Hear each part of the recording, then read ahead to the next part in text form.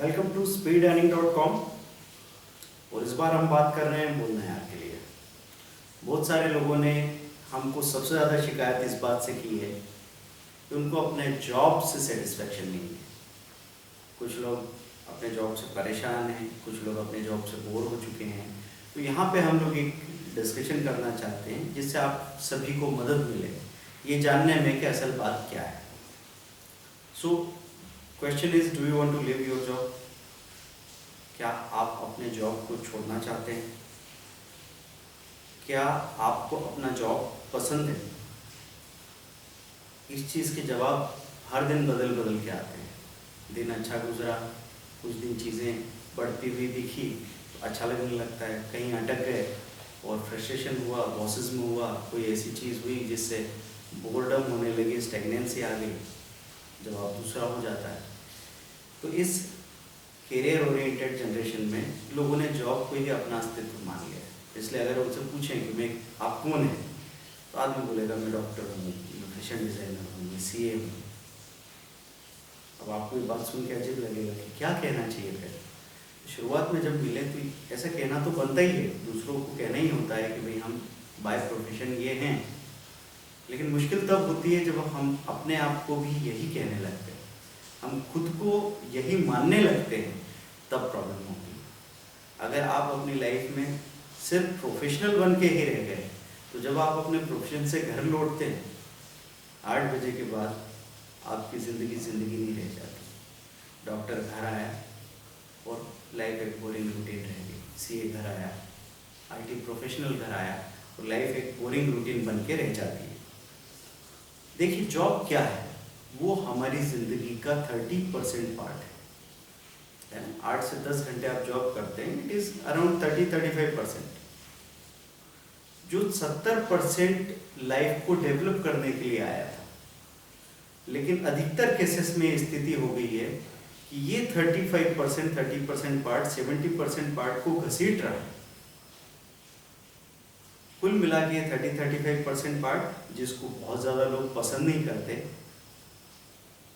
वो 30% पार्ट ही अहम हो गया और 70% पार्ट जो पीछे बचा है वो इसके पीछे बेकार माना जाने लगा। इस तरीके से लाइफ में एक नई तरह की गड़बड़ शुरू हो गई है। कुछ लोगों को अपना जॉब शुरू में पसंद नहीं होता, तो उनको लगता है कि भाई अब मनचाही नौकरी या जॉब किसको मिलता है। सबको इसमें तो कोई चॉइस होती नहीं, सबको करना पड़ता है तो हम भी कर लेते हैं। कुछ लोगों को जॉब शुरू में एक्साइटेड करता है, शुरू में काफ़ी अच्छा लगता है, बाद में बोर करने लगता है। शुरू में आप जो करने जा रहे थे, नए लोगों से मिले, कुछ नई नई चीज़ें देखी, लाइफ में एक नए तरह का मोमेंटम आया।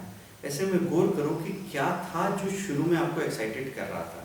क्या एक स्टूडेंट से प्रोफेशनल होने का जो बदलाव था उसने एक्साइटेड किया था?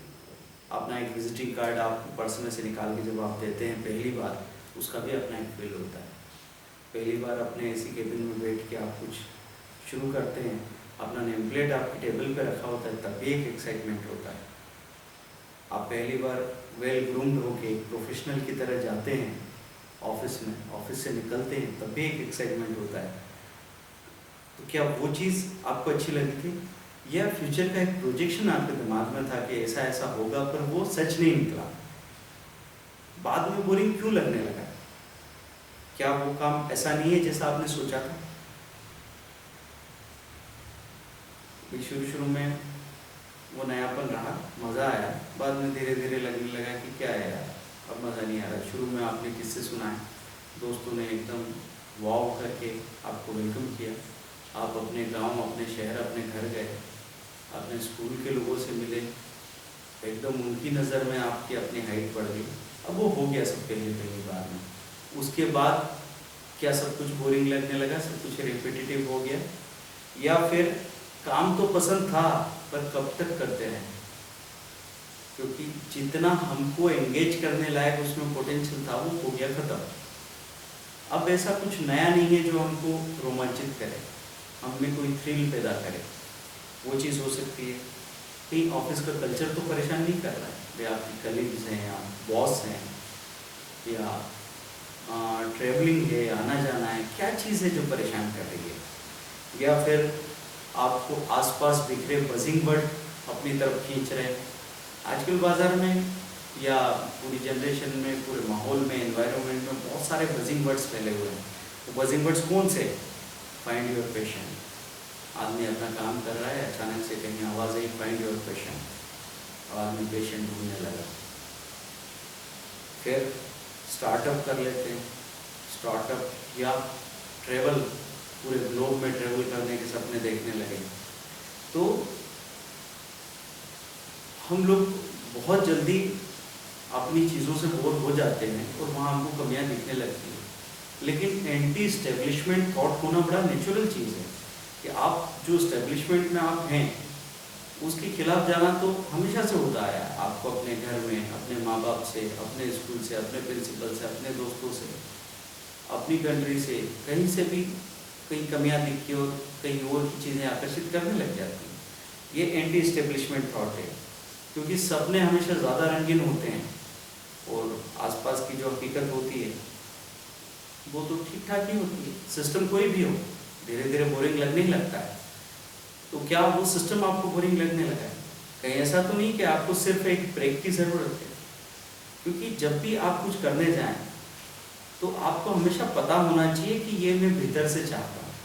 कभी कभी हम अपने भीतर ही अपने आप से इमोशनल गेम खेलते रहते हैं। तो कई बार तो ऐसा हो सकता है कि हमको नया कुछ करने की उतनी ज़रूरत नहीं है जितना पुराना छोड़ देने का अभी इम्पल्स आ रहा है। हम बस पीछे परेशान हो गए हैं तो हम इस पुराने को छोड़ देना चाहते हैं, और इसके लिए बस एक बहाना चाहिए हमको। उस बहाने पे हम गए तो बाद में पता लगा हमको ये भी नहीं चाहिए था, और फिर ऐसे हालत में हो सकता है आप हवा में झूलने लगो और बेटर ऑप्शन से किसी वर्स्ट ऑप्शन की तरफ जाके और फिर आपको कंप्रोमाइज़ करना पड़े। इससे बचने के लिए हम सिर्फ यहाँ पे एक चेक ले रहे हैं, हम सिर्फ अपने आप से सवाल कर रहे हैं कि असल बात क्या है, क्योंकि अपने आप को जानना उतना ही ज़रूरी है जितना एक चलती ट्रेन में टिकट लेना एक यात्री की जिम्मेदारी होती है। तो आप ही की जिम्मेदारी है। इसलिए अगर सच में अगर आप में आगे आप कुछ करना चाहते हो तो 9 घंटे के काम के बाद 2 घंटे अपने पेशेंट के लिए दे सकते हो। अगर दे पा रहे हो तो सचमुच वो पैशन आपका अपना पैशन हो सकता है और आपकी स्विचिंग बड़ी स्मूथ हो जाएगी।